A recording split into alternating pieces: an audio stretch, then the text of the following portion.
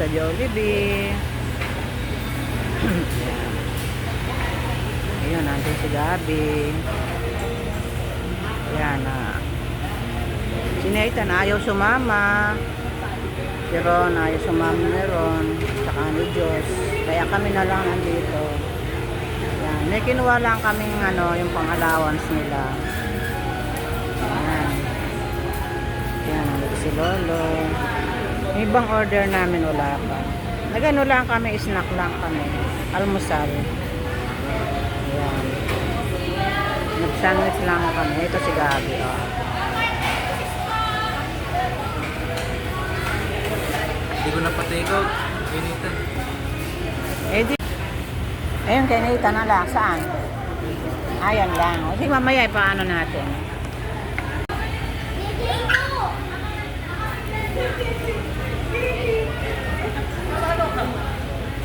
Kay Nathan. Ayun, kay Nathan. Ito yung kay Nathan. Ayaw kasi niya sumama ni Ron. Ayan. Ito na yung kanyang pagkain.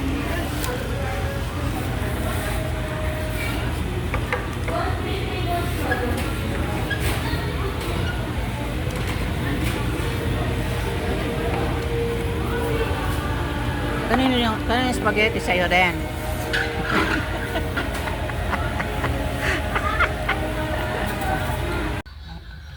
Good morning mga lalab. Ayan, kumusta na kayo? Today is Sunday. Ayan. Ito, kadadating lang namin at kami ay bumili ng pang-ulam. Ayan. Kumusta na kayo mga lalab? Medyo mainit na yung panahon ngayon. Ayan. Good morning, good morning. Good afternoon, good evening kung saan mo kayo naroroon. Sunday morning, ito, kararating lang namin. Ayun, nagaya yung ako yung aking college, nagaya siya sa Jollibee.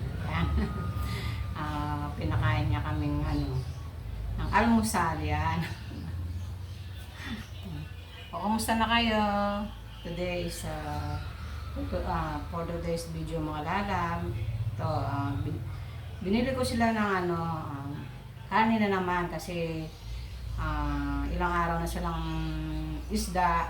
Kahapon ako ng yung ginataang yung yellow pin na tuna, yan. Pero kumain naman sila dahil masarap yung pagkaluto ng aking ginataang tuna, yan.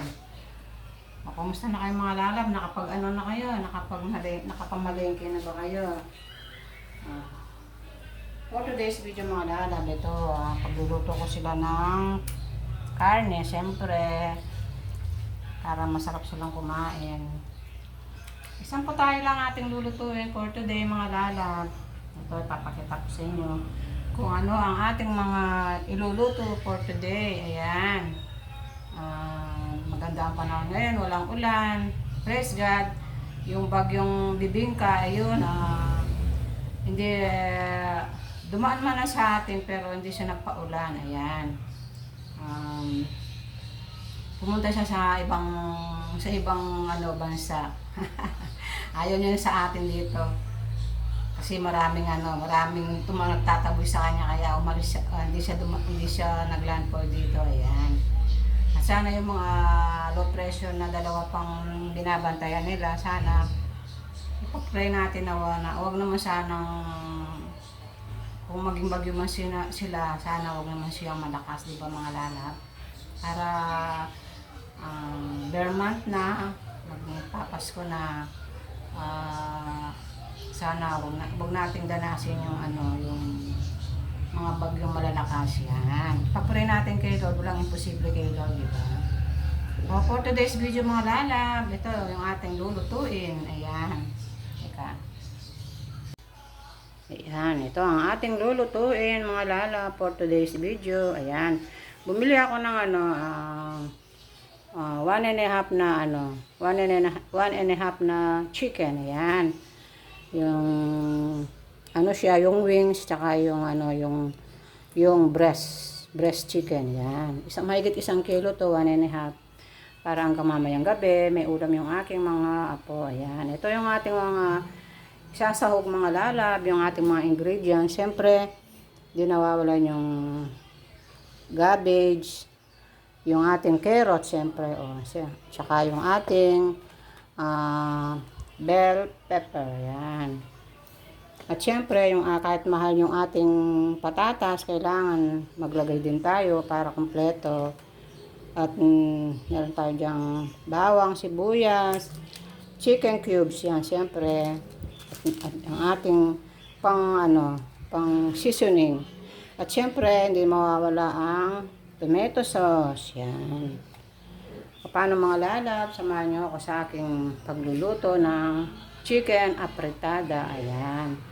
Namiss namin yung chicken apretada mga lalab. Matagal na rin kaming hindi nakakapagluto nito. Ayan.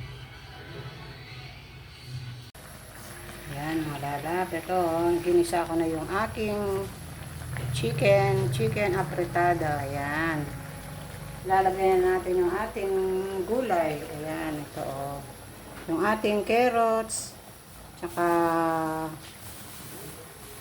patatas and bell pepper. Ayan.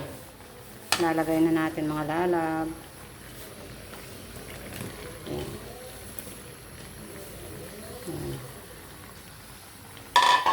Chicken apretada ang ating niluluto ngayon. Ayan. Pakuluin muna natin yung ating mga gulay. Pagdagdagan natin ng konting sabaw para maluto yung ating gulay.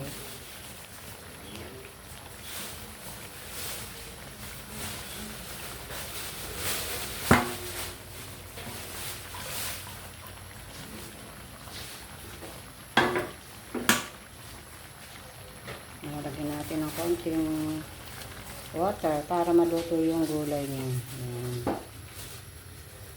Takpan muna natin.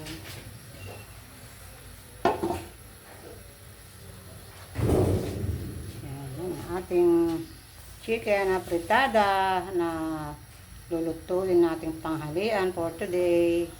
Ayan. Tapos ito na yung ating cabbage, repolyo, yung pinakahuli nating ilalagay. Yan.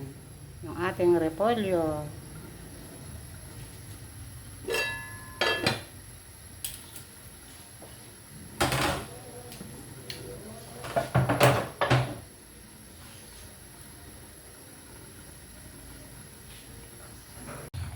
Yan, yung ating chicken apretada. Ayan, luto na mga lalab. Yan, maya kakain na tayo. Yan, nakapagluto na rin ako ng aking rice sa aking rice cooker. Yan. Yan. Later mga lalab.